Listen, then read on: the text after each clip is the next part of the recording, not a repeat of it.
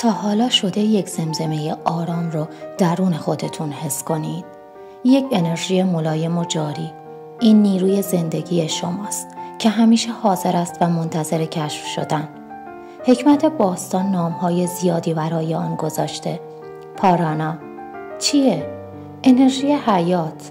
این نیرو هر لحظه شما را شکل می دهد و شما را به تمام زندگی متصل می کند. یک رودخانه پنهان را درون خود تصور کنید با حوضچه هایی از نور درخشان. این حوضچه ها چاکراهای شما هستند، مراکز قدرت بزرگ. یادگیری درباره آنها سفری به درون خودتان هست، راهی برای درد با تعادل. رازها پنهان نیستند، آنها در درون شما هستند. فقط باید نگاه کنید، گوش دهید و حس کنید و انرژی درونی خود را کشف کنید و بگذارید شما را راهنمایی کنند. این سفر برای همه است، پیچیده نیست، فقط یک مسئله آگاهی است. قدرت مقدس شما همیشه آنجاست. رودخانه انرژی از درون شما می‌گذرد و دنیای درونیتان را شکل می‌دهد. هر لحظه فرصتی است برای ارتباط با آن. بگذارید انرژیتان شما را به زندگی پر از نور هدایت کند. به تجربه خودتان اعتماد کنید. سفر شروع می شود. آماده اید برای کشت؟ بیایید شروع کنیم.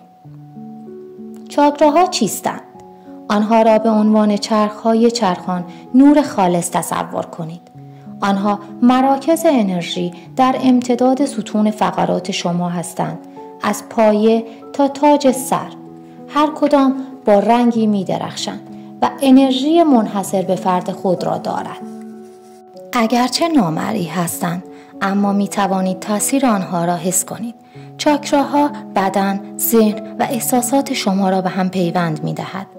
پل‌هایی از انرژی، آنها به نیروی زندگی شما کمک می کنند تا به آرامی و با قدرت جریان یابد. چرا مهم هستند؟ چاکراها کلیدهای سلامتی شما هستند. آنها بر سلامت، احساسات و افکار تأثیر می‌گذارند. وقتی باز و متعادل باشند، احساس سرزندگی و کمال می‌کنید. چاکراها را به عنوان نقش دنیای درونی خود تصور کنید. هر کدوم مکانی خاص با درس‌ها و هدایای خود است. با درک این نقشه زندگی خود را هدایت می‌کنید. شما شفادهنده خودتان می‌شوید. تعادل هماهنگی می آورد، آگاهی قدرت می آورد. سیستم انرژی راهنمای شماست. این سفر مال شماست. به این فرایند اعتماد کنید. بگذارید آزادانه بچرخند. 3 چاکرای اول بنیاد انرژی شما هستند. چاکرای ریشه در پایین ستون فقرات قرار دارد و به شما احساس امنیت و ثبات می دهد. چاکرای خاجی در پایین شکم است و با احساسات، خلاقیت و شادی در ارتباط است. چاکرای سوم شبکه خورشیدی بالای ناف قرار دارد و مرکز قدرت و اعتماد به نفس است. این 3 چاکرا شما را به بدن و جهان متصل می کنند و بنیاد شما را می سازند. وقتی قوی و متعادل باشند، برای چالش های زندگی آماده اید. سفر شما از این بنیاد آغاز می شود. آماده اید؟ حالا به آناهاتا می رسیم، چاکرای قلب که به رنگ سبز در سینه شما می درخشد. این مرکز وجود شماست، پله‌ای از عشق خالص. آناهاتا زمین و روح را با هم متصل می کند و چاکراهای پایین‌تر و بالاتر را متعادل می کند. این چاکرا مربوط به عشق به خود و دیگران، شفقت و مهربانی است. بخشش و همدلی از اینجا سرچشمه می‌گیرد. وقتی باز باشد، روابط عمیق و معناداری برقرار می‌کنیم. در قلب خود احساس وحدت و آرامش می‌کنید. دادن و گرفتن عشق طبیعی می‌شود. زمانی را به یاد آورید که کسی را بخشیدید یا برای شادی دیگری احساس خوشحالی کردید. این چاکرای قلب شماست که آواز می‌خواند. این احساس یگانگی با تمام زندگی است. قلب مرکز ارتباط شماست. سیستم انرژی شما را متعادل می کند. بگذارید قلبتان شما را راهنمایی کند. مهربانی و قدردانی را تمرین کنید. به روی عشق برای خود و جهان گشوده شوید.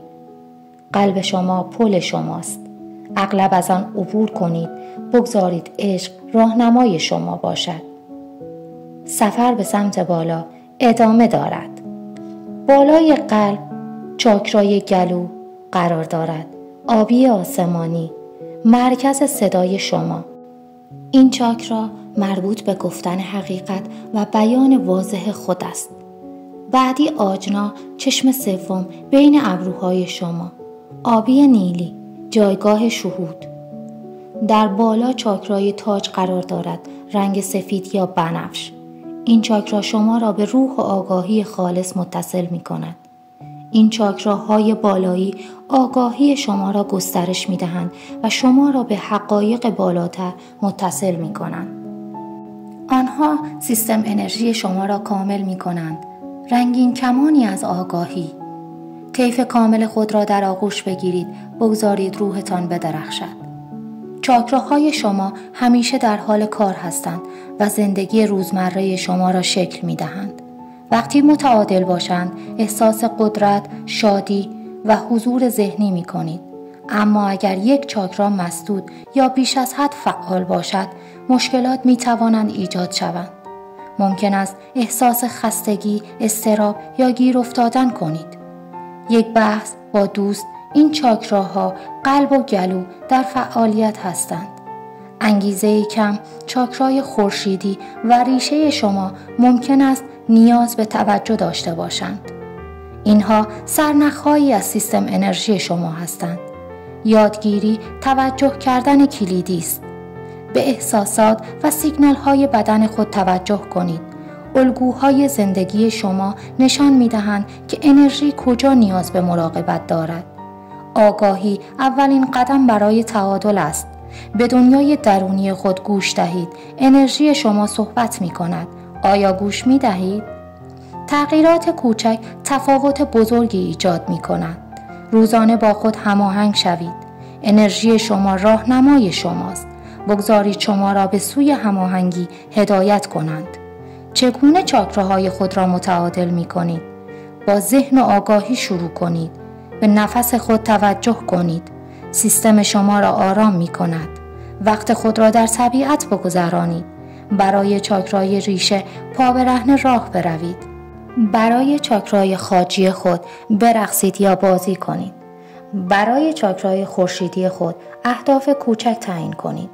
برای قلب خود سپاسگزاری را تمرین کنید.